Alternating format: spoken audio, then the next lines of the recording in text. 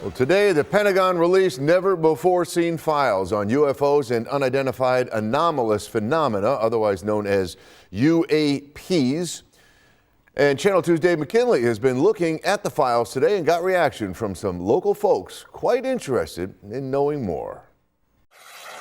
New York's junior Senator Kirsten Gillibrand has long pushed for the release of the information, saying that over the years there's been too many sightings and too many questions that need answers. What are these UAPs? Are they drones? Are they adversaries? Or is it other? But we need to know. And in a statement today, she said, transparency is the only path to truth. I'm encouraged the administration heard my call and the call of millions of Americans to unseal these files. This is an important step, but there is much more work to do. I've got a whole group of people in New York State that I'm sure are poring over this right now. John Lombardo of Buffalo is the New York State director of the Mutual UFO Network. He says much of what they've seen so far they already knew, and believes if there's anything really juicy about confirmed alien contacts or the recovery of spaceships, you're probably not going to find it in these files now released by the government.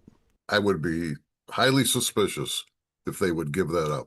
There are thousands of pages of investigations since just after World War II and assessments like that of a Midwest doctor who, in the midst of a polio outbreak in the 50s, tried to warn officials they occurred near recent sightings and could be evidence of radiation poisoning from spaceships. His colleagues dismissed it as laughable. But we were really curious about Buffalo. Back now in Most Buffalo, and did anybody out there see that unusual sight last night in the sky? It was like a string of lights. We could not have been immune to reports over all these years, but it is like finding a needle in a haystack.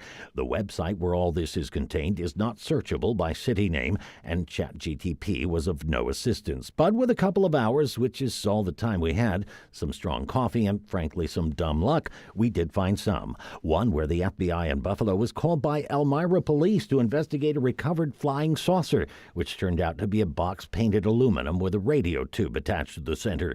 And this correspondence from a man who about 75 years ago lived in a home on Prospect Street, which is no longer there, advising the FBI he could help them understand the propulsion system and design of UFOs, warning the Russians want to get this, rest assured, and saying he contacted agents here because I do not know who is a commie in Washington and who is not.